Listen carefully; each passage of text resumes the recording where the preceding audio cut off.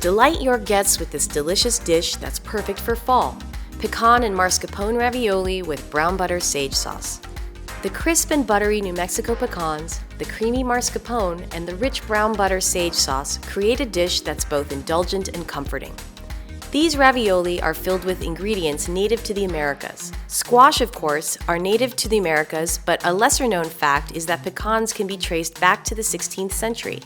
The only major tree nut that grows naturally in North America, the pecan is considered one of the most valuable North American nut species. The name pecan is a Native American word of Algonquin origin that was used to describe all nuts requiring a stone to crack. Let's start by making the pecan ravioli filling.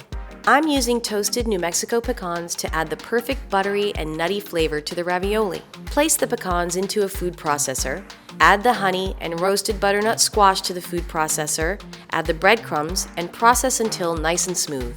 Add in the egg, mascarpone cheese, Parmigiano Reggiano, Baharat spice, and lemon zest and juice. Season this to taste and transfer the finished mixture into a piping bag. Refrigerate until ready to use. Here I have some fresh pasta cut into rounds using a 3-inch round cutter.